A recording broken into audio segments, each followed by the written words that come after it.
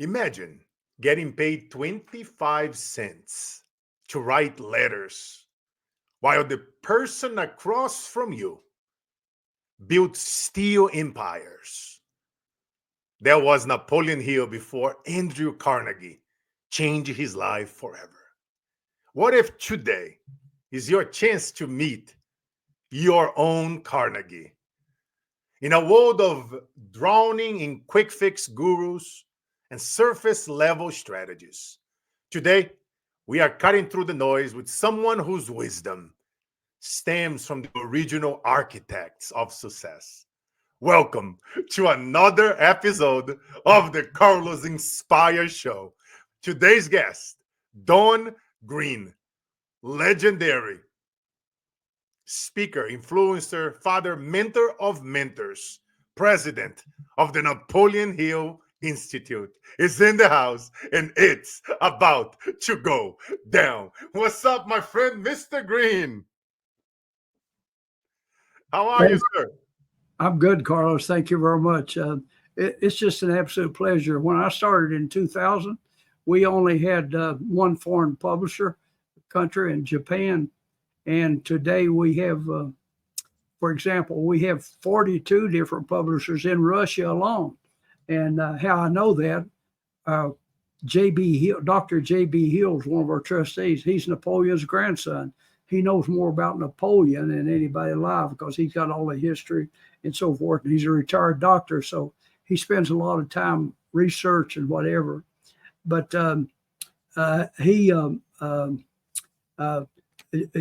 just amazing. He adopted, I said he spent 23 years in the Marine Corps, and he adopted two Russian kids. And so one day he would just, of course, they're grown now. One's just out of college and got married, and I believe the other one's still in. But anyway, he called one of how many Russian publishers, and I said, Zane can tell you just in a minute because they're in alphabetical order by country, and we have 42 different publishers in Russia alone. So wow. We have good results, and I've never put a book out on his material or ours without getting a publisher. I've heard people say they sent books out to 100 publishers. We don't have that. We always have publishers that are willing to pay advance and publish our books. If there is somebody out there that knows about books and publishing and building things from nothing to a whole nother level, is you, my brother, that I had the honor to have this friendship and mentorship for so many years. And, some of the success, with Think and Grow Rich with 100+ million copies sold. And some of the people that Napoleon, influenced and that, went on influencing people like, Clement Stone, that went on mentoring you, went on taking the alcoholic Og Mandino as well out of the streets and went on mentoring him, influencing so many people like Paulo Coelho and Sharon Lecter and Tony Robbins and Les Brown and all the legends of our lifetime. So I'm very excited. The people are in for the treat. This is the first live episode of 2025. And what a way to kick off the year, episode 91 of the Carlos Inspire Show. I'm just an honor. Have so many legends on the show. We had you as well in the show before. We had our great friends Sharon Lecter, our good friends that are no longer here as well. Mr. Shankowitz, the founder of Make-A-Wish, and so many great people that have been on the show. And Don, tell me something. The wealthiest men in history didn't just build businesses, they built people. I mean, Andrew Carnegie went on and invested in Hill, and Hill went on to mentoring, Clement Stone, and Stone went on to mentoring, like I mentioned earlier, Og Mandino, yourself, and generations later, the influence still echoes in the boardrooms and the bookshelves around the world, to the point where you went on to help the foundation selling 100+ million books, not like a few dozen, not on a few thousand. And Don, Napoleon Hill often spoke about the power of proximity. How has this principle shaped your own life and career, my friend? Well, just being around the people, I spoke at a historical society one night when I was a bank president, and to talk about Napoleon Hill, and I was listening to a tape of Mr. Stone. So when I got back home, I took my pad out and I wrote him a letter and told him that I made a little talk about Napoleon Hill and I lived close by where he was and so forth. And I got a nice letter back and asked me to come have dinner with him in Chicago. I met him at the airport there in Chicago, and he knew some of the people in the airlines. He catered a lunch to us, and at the end, I remember he lived to be 100. I went to his funeral. He didn't call it a funeral; he called it a celebration of life. Because I remember Paul Harvey was there, spoke. Dr. Robert Schuller spoke. I think Nixon's whole cab, President Nixon. He was a conservative Republican, and was there. But just so many of them, and I went. And at the end of that luncheon, he said to me, he called me a boy. He said, "Boy, you know more about these books than I do." He said, "You ought to be on my board." And I said, "Mr. Stone."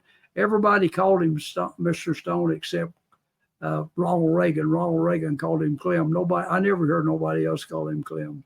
He was called Mr. Stone. But anyway, he put me on the board, and then the other guy was been there. He fell, broke his neck, couldn't travel, and they said, "Gosh, Mike can't get out and travel, so we need somebody other." And we had to change Sell Bank in 2000, so I went from that job to this one without missing a day's work. So it turned out real well. And the bank was worried that bought us out and I'd go work for another bank. I said, "No, you pay me my salary for a year, my benefits for a year, me keep the company car for a year, and I'll give you my word I won't go to work for another bank," because the customers would have followed me. So it's just been, and the only reason I do this, you can tell by looking at me, I'll be 84 in a few days. And the reason I do it is I'm helping these kids because I love what I'm doing. Two things, Carlos. I would never have been able to help the kids to the degree I am. And I would never have met the people of the likes like you. So there's been two benefits from it, because I guess at my age, I should be in a rocking chair or watching television or laying out somewhere or another, but I don't expect to go out that way. As long as I can make a difference and I can help some young people and do something other that's good. It's honestly a good feeling. Yeah, to know that you contribute a little bit. No, man, it's an honor, my brother, just to being able to meet you. You and I have been on several stages together over the years with some incredible people backstage, the Liz Browns, the Sharon Lecters of the world, the people that have been there, that comes from that generation of Napoleon Hill and Og Mandino and Andrew Carnegie and Mr. Stone and all the legends. And, I love it. And I talk a lot about proximity. And happy birthday, by the way, in advance. My birthday is coming up as well in a few days. You know that Napoleon Hill, he was born in 1883. I was born in 1983.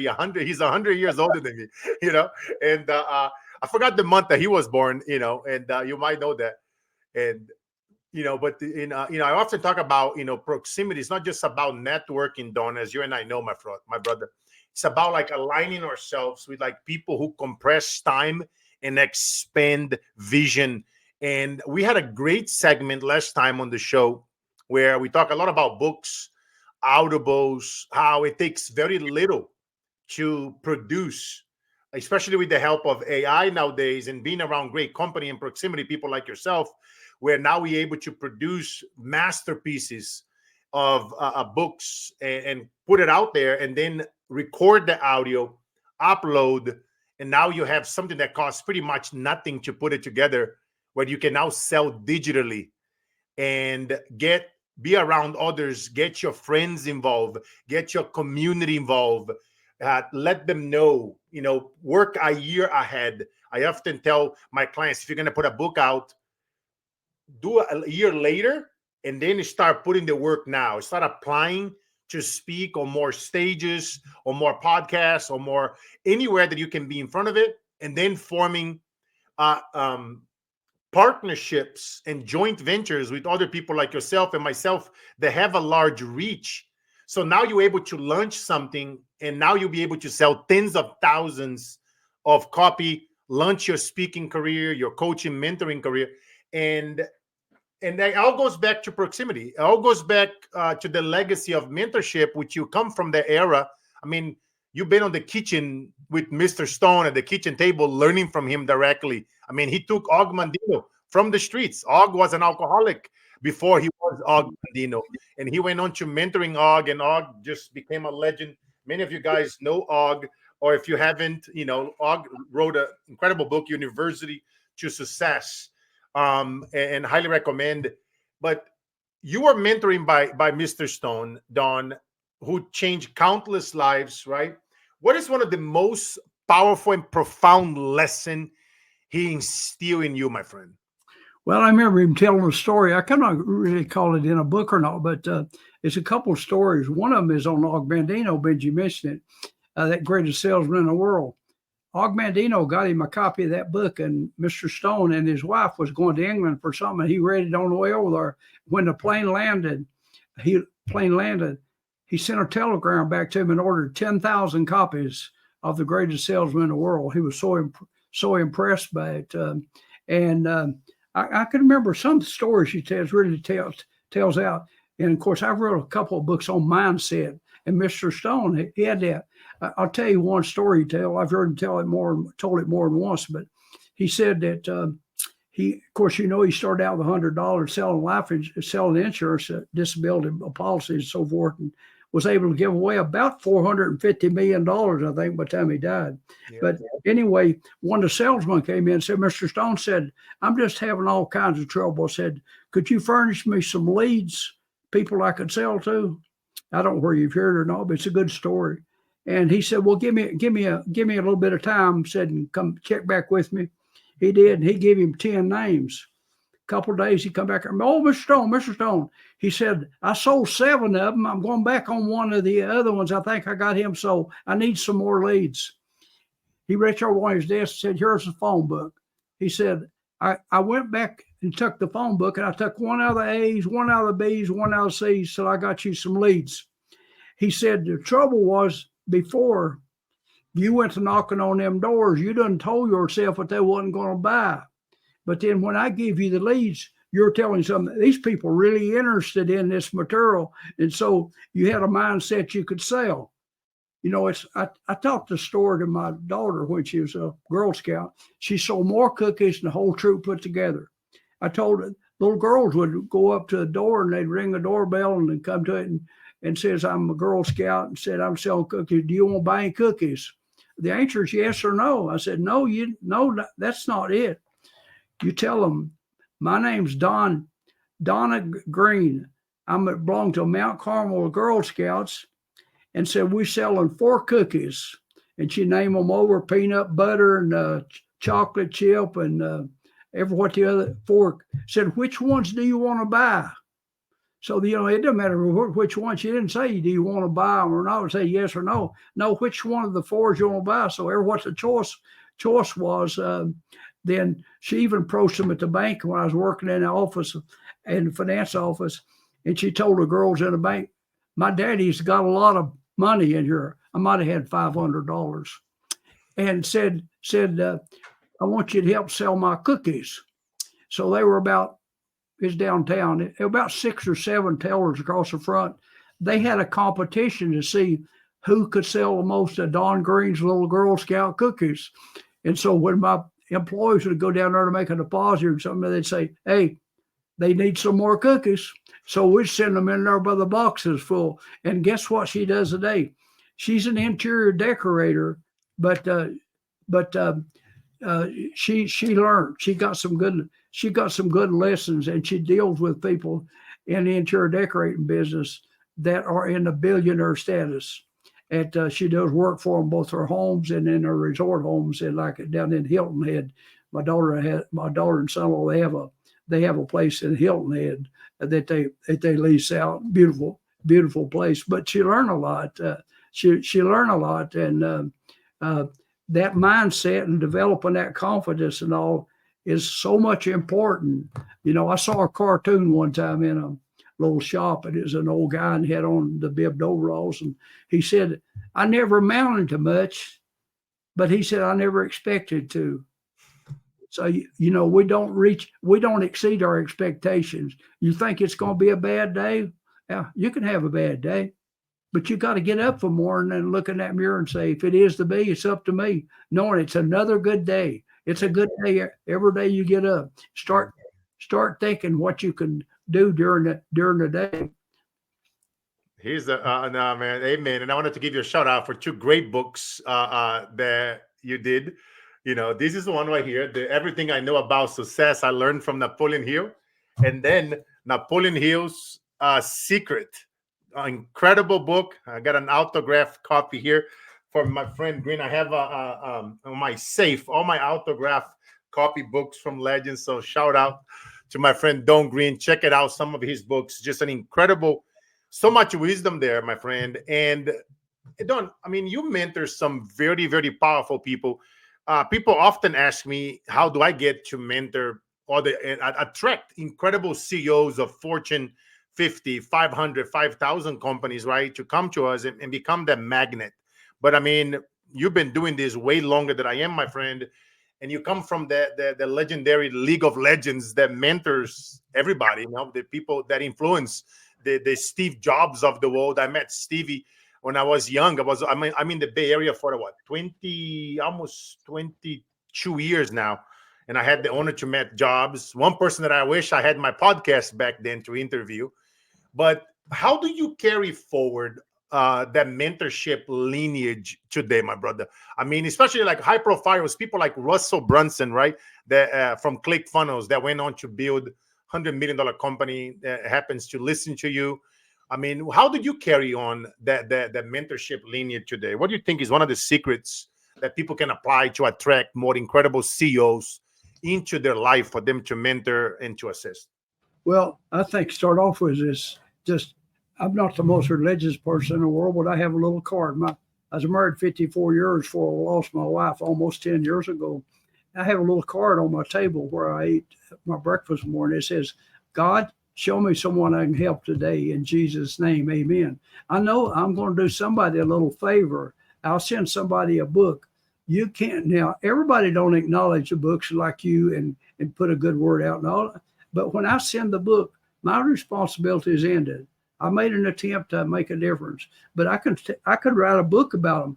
I had a call from a man one time, and I couldn't take a call because I had some people at the University of Virginia with me, and I was on the board. So my assistant came back and says, someone from Nigeria wants to speak to you. I said, I can't right now. I said, I look and watch. I said, it's almost quit time. Give them my cell number. If they want to talk, they can call me on my cell phone. He said, boy, you be careful. I said, there's a lot of fraud from Nigeria. I said, well, I don't care to talk to him. So he calls me, and he called me Mr. Don. He still does now after probably 10 years. And he said, you listen to my story? I said, yeah, I'll listen to your story. He said he grew up in Nigeria, was living on the streets, and said, he started, he got $5 and he bought some sandals, used sandals, resold them, but he didn't spend the money. He bought some more. And then he started dealing in used clothes. And then he got enough money to go to Hong Kong and buy some men's clothes. Someone approached him about selling drugs, legal drugs. And he's the world's foremost seller of malaria drugs. But anyway, he said what changed his life was he read Success to a Positive Mental Attitude. And so help me, I don't believe in coincidence. I got the royalty report, and you was talking about ebooks, from Simon & Schuster, who published Success to a Positive Mental Attitude in 1960. I got a nice royalty amount today from them, and that's the book he wrote, Success to a Positive Mental Attitude, with Mr. Stone and Hill. And so I told this gentleman, his name's 𝐁𝐿𝐴. I said, Polly, I said, he told me about he read Success to a Positive Mental Attitude when he was 14. I said, Mr. Stone wrote a couple of books of his own. Did you know that? No, I didn't know that. I said, yeah, he wrote Believe and Achieve and Success System Never Failed. I said, I'll tell you what. I said, I'm walking and I probably wouldn't get your address around. You send me you send me your address by email to the computer to Anita. And I said, and I get in tomorrow, I'll mail you them 2 books. I mailed him Believe and Achieve, The Success System Never Fails, and I forgot it. I mean, I mailed them and nothing. I don't know, several weeks later, I get a call, Mr. Don, I've been in every communist country selling drugs. I've been in Laos, North Korea, North Vietnam. And he said, when I got back, them 2 books was there. You said you was going to send them. I said, listen, Polly, my mother told me when I was little, you just be sure if you tell somebody something, you do what you said. I told you I'd send them. He said, I'm going to wire you some money. I said, Polly, we're a nonprofit, but we will accept your money. We help kids go to school. He said, I will wire you $100,000. He wired me $100,000. And when I got it, I had his cell phone. I called him, thanked him. I said, you like Mr. Hill so good. I said, you ought to come over here and visit. I said, you ever come to the United States? Oh, yeah, my daughter's an attorney in Maryland. Said, I come visit her.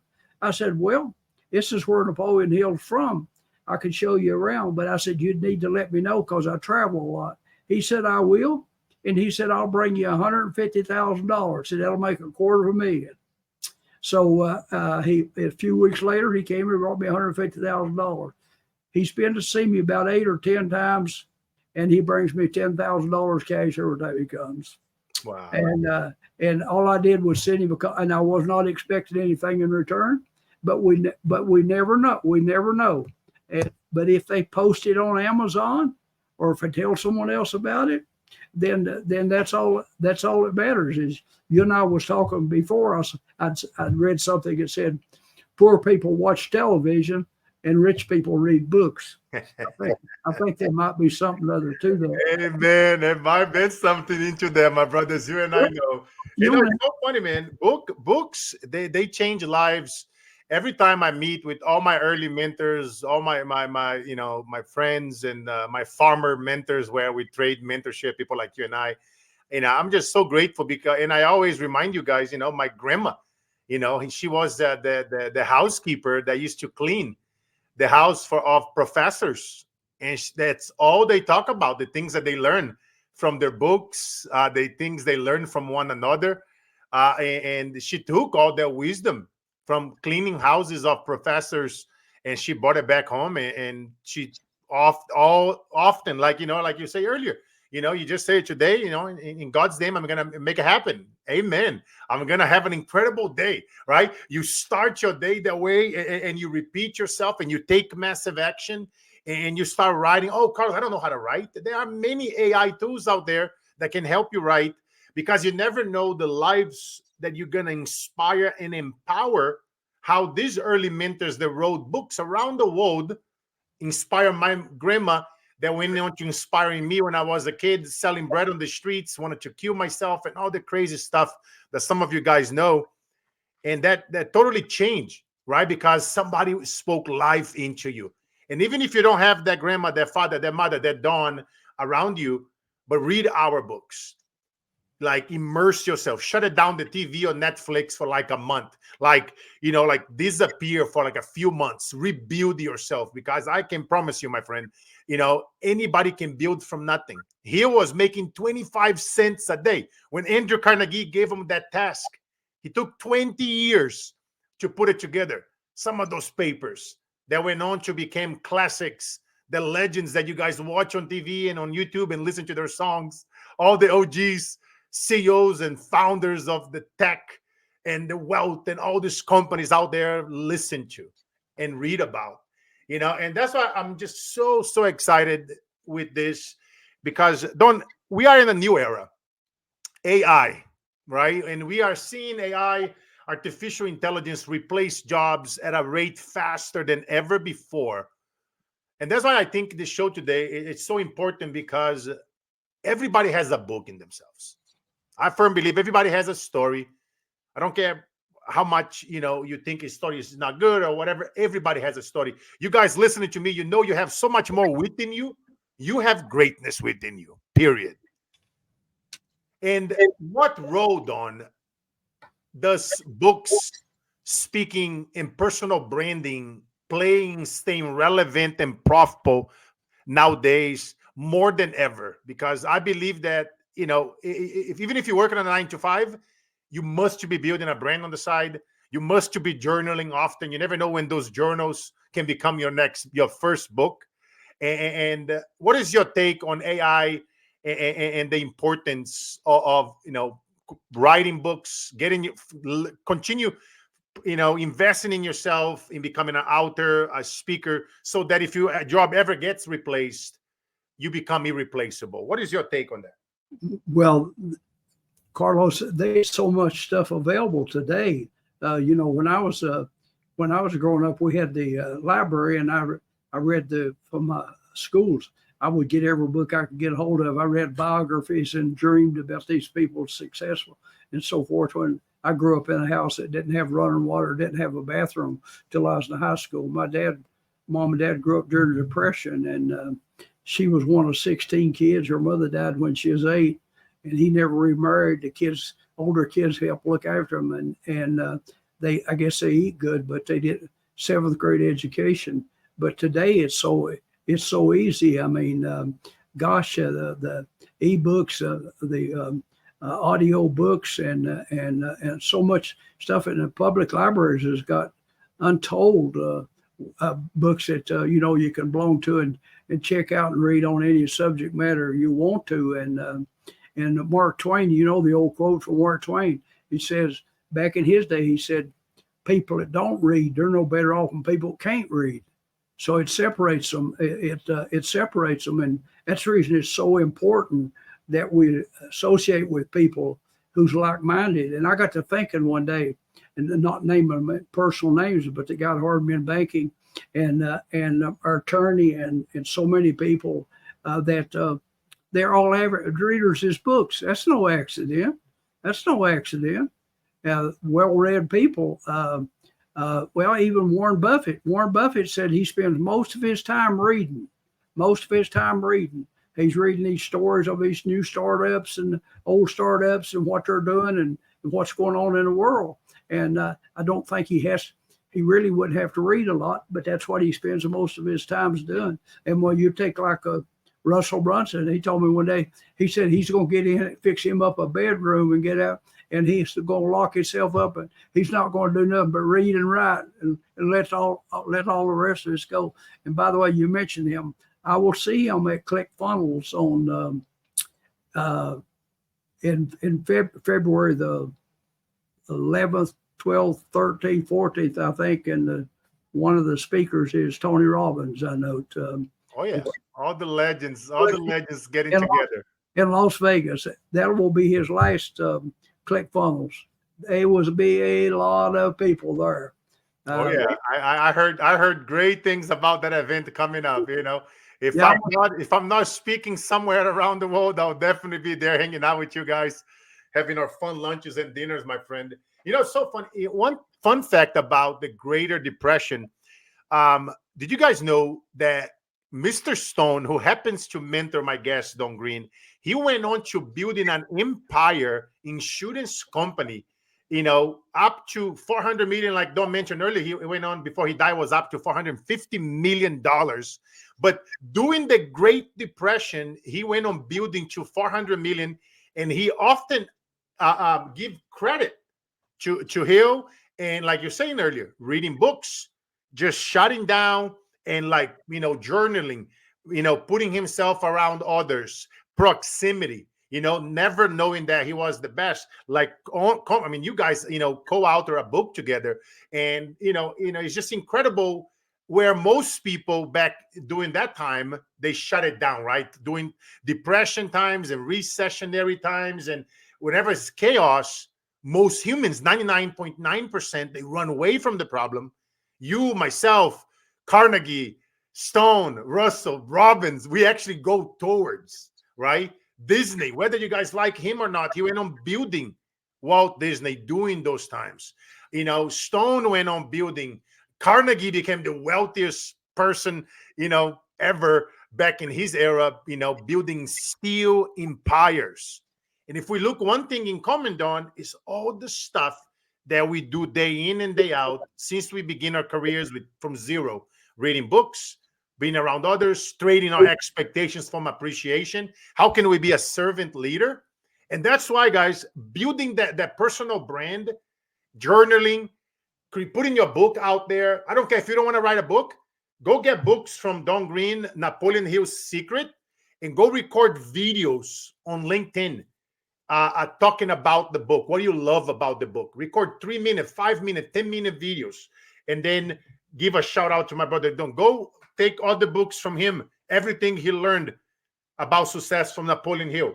Go and record videos, because right now videos are trending on social media. If all you do is just record a few videos and republish them once a day and talk about the books that you are reading. Right? You being a person of value to the author, you helping him sell a few additional books, right? And you also growing your brand. You just never know. And it doesn't take much. Click on that record button, take 3-5 minutes and talk about what you learned from some of these books and put it out there, because all those things will help, and it will help you so much, especially if you have a 9-to-5, if you worry about being laid off, if you worry about AI, you got to build a personal brand. You got to put yourself around people like Don, like myself, and attend events, buy our books, find ways to add value. If you own a nonprofit, best thing to do, write a book, get paid to speak, be on more stages, right? You got to do this. See, these guys, they lay off the path for us. We just are duplicating. Oftentimes we talk a lot of the similar things, but we all have our own different stories. Hey, Don, how do you view writing books and public speaking as tools for not only building, right, influence, but also for driving consistent revenue streams? I mean, you happen to sell 100+ million books and raise hundreds of millions for nonprofits. So you are the great person to ask about this, my brother. I don't know anybody else that have done that much. Well, like your books on working like an immigrant, I'm sure you got it around there somewhere or another. But which was a lovely story, and we go all the way back to the Bible. People love stories. They love stories. You may forget a lot of what's said, but if there's a story in there, and somebody will probably correct me, but there's probably 26 or some parables, and we don't even, except for Lazarus, it's a prodigal son, a woman at the well. They don't even give you the name, but we remember the story of the prodigal son, where the boy takes his wealth, the inherited wealth, and goes away and squanders it and comes back in. His dad said, we remember that story. It doesn't even have a name attached to it, just prodigal son. So we learn, history is passed down to us, and we learn lessons by stories. And that's the reason it's so important. And like you said, everybody's got a story. Everybody's got a story. And that story will be of interest for a lot of people. And that's my social media girl. She made a piece of art taking in my entrance to my office. It says there's 2 ways to learn. It's being around smarter people and through books. And I said, "How come you do that, Lana?" She said, "You probably told me that 1,000 times." I said, "Well, if you find another way we can learn except from being around smarter people and through books, would you let me know? Because I'd like to be in on it." But I told her, even monkeys learn from other monkeys. Surely people can learn from people. And it's so important, and we attract. I've read a story where these kids, there were 5 kids, every one of them smoked. And they took the 6th one into the group that didn't smoke. In a little while, the 6th one is picked up smoking too. So we attract what's around us, good or bad. When your mother told you birds of feathers flock together, she's telling you don't get with bad company. We played ignorant, but we know what she's talking about. You crowd you're with a little rough. You need to get some better friends. But we remember those things, and it's extremely important to watch what other people's doing and mimic them. You don't have to start though. If Carlos and I were in our place eating, and somebody's working in a restaurant and they put their hand on the stove and it burns them, we're not going to go over and see if that works. We think we learned something from it. Don't put your hand directly on a hot stove. It'll burn you. You don't have to experience everything. You can learn a lot by experiencing others. That's the reason we read the daggone books. I heard Jim Rohn say one time, and I've always remembered. I hope I get it pretty well right. he said, the Bible has got 2 lessons in it. These stories in there said, do it like this guy did. Don't do it like this guy did. In other words, we'll learn what to do and what not to do. He said, what I'm trying to tell you is, if anybody ever thinks enough to make you in a book, like I'm going to have a piece in yours, I'm doing a book on self-help. I'll just tell you ahead of time. If you're put them in a book, make sure you're the good example and not the bad example. And that was his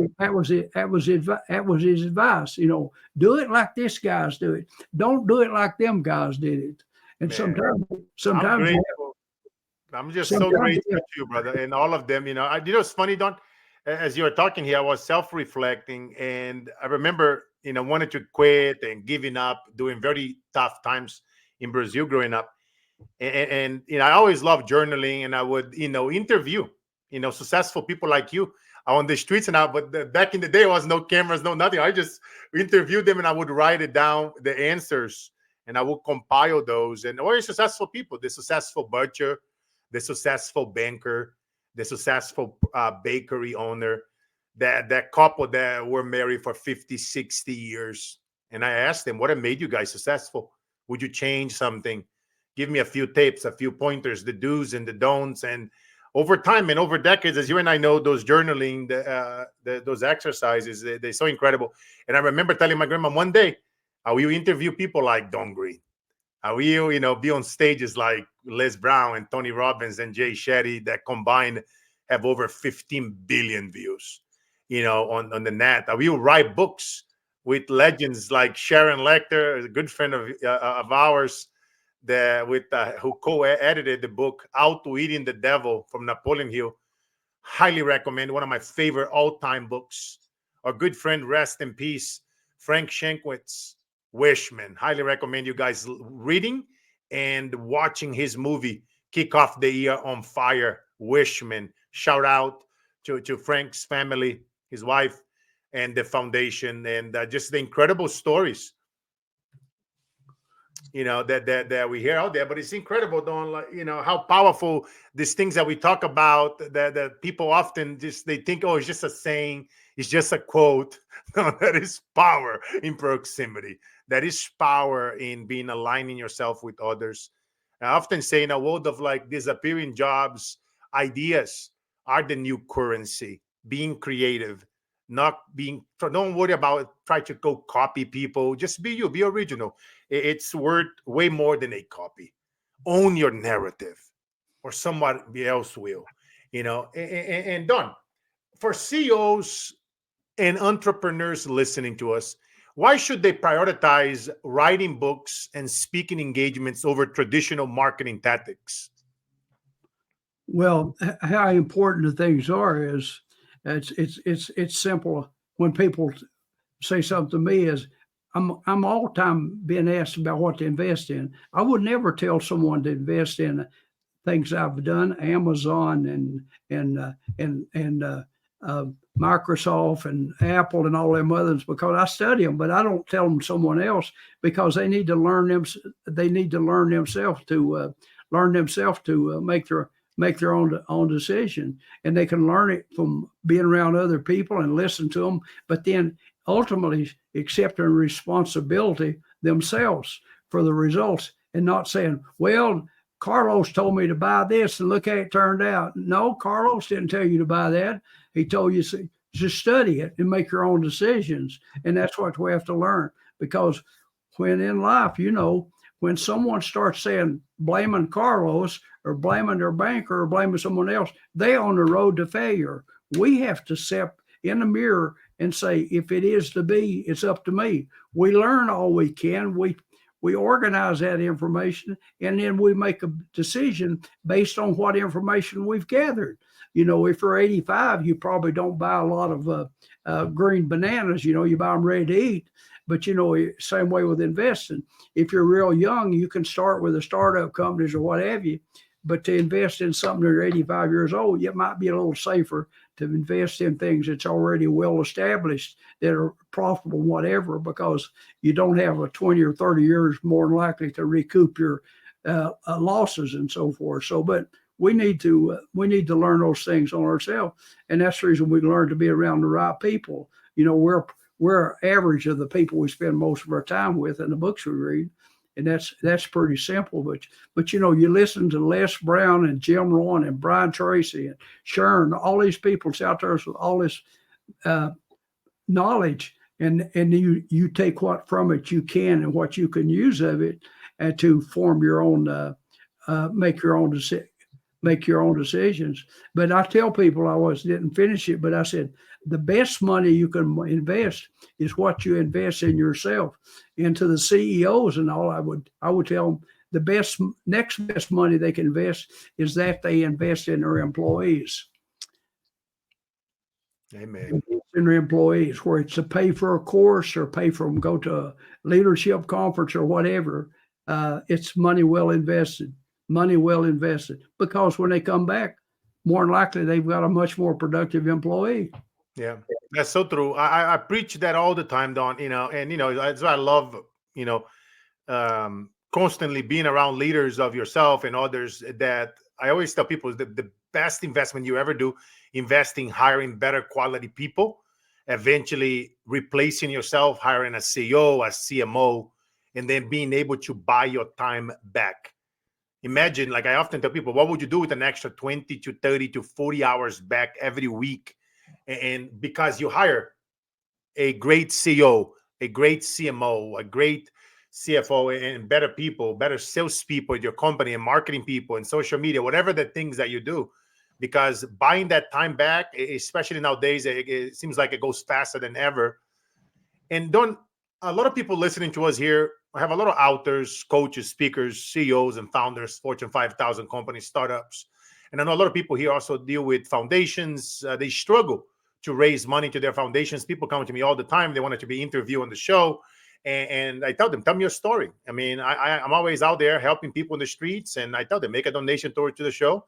That money goes to helping feed kids on the street. And let's talk about some of your causes. And I do that often here on the show.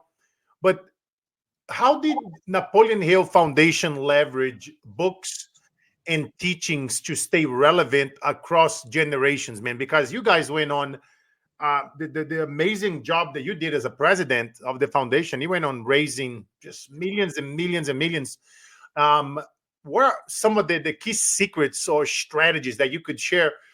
We've been talking a lot about, you know, really challenging our viewer to go and write their books, focus on getting paid to speak, on being on more stages. And I know those things help. Where are some other things that you can think of it right off the bat, Don, that can help people that are struggling raising money to their foundations?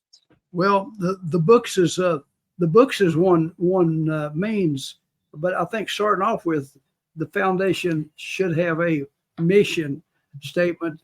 What they're doing, ours is kind of broad based. When Stone got Mr. Hill to come out of retirement, he was semi-retired, and he put $500,000 into the foundation to get it set up as a nonprofit and all. They did pay him back when they started publishing books, tapes, seminars, developing courses, and so forth. And you know, the what it takes to be successful, it's the same principles, no matter if you're living in Peru or Argentina or where you're living in Chicago. Those things that we've learned, Hill was a no regular Baptist, and a lot of his material, like a faith, it's not just faith, it's applied faith. Don't tell me you believe something other, but you don't act like you believe it. It's applied faith. It's going the extra mile. The Bible tells us we must find our purpose. You know, are you a tumbleweed blowing every which way the wind blows? Do you have a purpose? Our purpose is to help these kids, or where it's a particular group, ones that has disabilities or what have you. It's something or other we truly believe in, and then we develop curriculum around them, where it be a book. The courses is a great manner of courses. Either sell them online or sell them in person, or us. We do both of them, and just reach out. And anytime you have a chance to write a piece to a newspaper, or go speak to a Kiwanis, a Lions Club, even if you don't get paid, maybe don't even feed your lunch. but you're gaining valuable experience from it. And you have to have a belief in yourself, and people see that you're doing well. There's a lot of good people in this world, Carlos. I'm a firm believer that most people are good at heart. Sometimes they just need some help and bringing it forward and develop it. They have to develop a belief in themselves that they can make a difference. If they don't have a belief, they simply won't put the effort out, and they'll struggle along and say, well, I didn't think it'd work. Carlos told me I was crazy. I didn't know nobody. Tony Robbins ain't going to speak to me, or you can't go to this, or they don't want to listen to you. And you talk yourself out of it. You know, we repeat to our conscious mind, to our subconscious mind, what we repeat and repeat over and over, we believe it. Someone can walk up and say, Carlos, you won't get paid to speak. And you can say, well, you show me. I'm working on a deal now. But when Carlos looks in the mirror and says, Carlos, ain't nobody going to pay to listen to you. Ain't nobody going to pay. We tend to believe what we say to ourselves, especially if we repeat it over and over again. And he preached that. Why would you say negative things to yourself like, ain't never got no money at the end of the month, ain't nobody harmed, ain't no point me knocking on that door, they don't need no life insurance, and so forth. And we talk ourselves out of it, and we repeat it. How did we learn our ABCs? We said them over and over and over. Multiplication table. Somebody says, Carlos, 8 times 8, 64. You may not have said it since the 5th grade, but you said it so many times, it got embedded into your subconscious, and most time we can recall it. And that's how we learn, which is kind of simple. We simply learn something or other, I don't care what it is, by doing it over and over and over, especially if we're doing it correctly. If we're telling ourselves multiplication tables wrong, that's not much of help. But if we're telling ourselves something that's right, I can do this, I can get that, I can do this, and we tend to believe ourselves. That's so true, Don. 2024 has been such an incredible year. I've been, I love helping veterans and single moms because I was raised by women. My story: father dying, a car explosion, and my stepfather been murdered. So I respect and I love helping women. I was raised by them, and I love, when I get a text or an email or a message, that they got another paid gig, another stage. They made their first 10K month or 50K month or 100K month or whatever the number is. Money is just a byproduct of helping people and bringing the love and bringing the energy and changing that environment with your superpowers at companies. And companies nowadays, they need help. Mental health is such a big issue out there. And, just by literally, I tell people all the time, you can come from nothing, right? Write the book and just being that person of value, talking about your book and other people's book, doing videos, putting those videos online, 1 minute a day, 2 minutes a day. And, making sure that you are, your profiles looks great. You have a solid banner, you have your profiles. Anybody that you mentor, even if you mentor them for free, have them give you an endorsement, have them talk about where were them before you and after you. It's like those little actions that you and I know done over and over and over again. Like we talked about earlier, it took Hill 20 years, when we was talking with Carnegie, challenge him, and he was out there. He was a sponge. He was always around legends, always learning. I often call Kenyos constant and never-ending improvement on steroids. It's just like I tell people, you just got to believe in yourself a little bit more. Keep going the extra mile. Pressing those videos, putting those posts once a day. You don't have to do crazy. Like I tell people, 1 stage a month, even 1 stage every other month. It will bring you more revenue and followers and credibility and authority than trying to be listening to these people out there. And like less is more. And that's what I challenge people to listen to. Go listen to the last 90 episodes of the Carlos Inspire Show. And to go listen to and read all Don's Green's, his books, and it's just got to believe in yourself, my friends. Okay. And Don, as we're getting close to the end, man, it's just, I know you and I, we can go on and on and on. Much of Hill's teachings and influence, they not just were individuals, but the entire generations, as you and I know. How can leaders today, Don, they can think beyond the influence their immediate circle and begin shaping the future for their teams, their children, and their clients. So people can talk about them like how you and I talk about Carnegie and Stone and Hill and all the legends before us. Well, I think a good start is write a book. I mean, I'm saying the book may not even sell, but you know yourself, you had to do a lot of work to put the book together, and you learn a lot. So I think it gives you some credibility to take the time to research and to put stories and put the information in a book. I think it adds value. It adds value to it.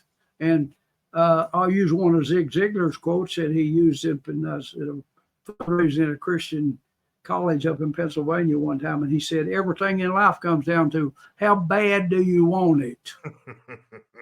You and I, I think we got that down pretty good, didn't we? We wanted it pretty bad. Amen, my friend. Amen. You know, one thing that I challenge people to do more this year. I've been having a lot of these conversations. Like, I don't do New Year's resolution. You know, my daughter, my wife, and I, every day we talk. Every day we challenge ourselves to be better. We talk about what the things that we are grateful for. You know, the simple stuff, man. 3 things you're grateful for. You know, the water, the clean water we're about to drink, because people in Africa have to walk miles with no shoes to carry on the water to bring it back to their houses. The roof over our heads. It's cold on the streets right now. I'm out there bringing people blankets and food, and you know, it's like it's the little stuff. And if something goes wrong, you know, what are you gonna do? And I challenge everybody to give yourself that peace, to self-reflect more.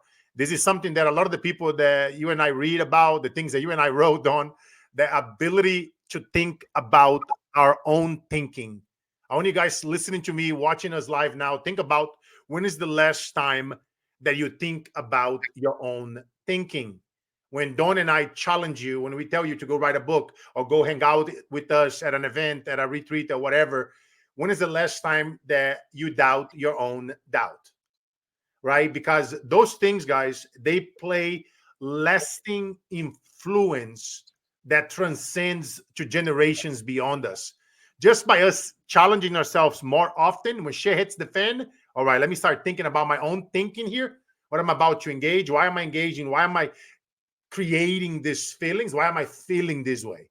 When something goes wrong, what else does that mean? You know, your employee screw up, your business partner, something, you know, you flew in and you're about to speak and something happens, and you know, it's always gonna be something. New levels, new devils. When you start playing, Don and I, we speak multiple times a month, and we are on several podcasts. It's always something.